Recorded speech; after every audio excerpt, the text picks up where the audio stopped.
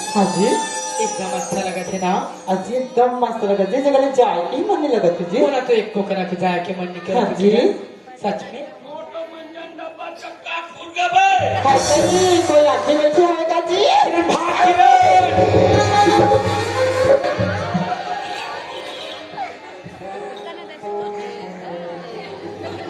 वाटतं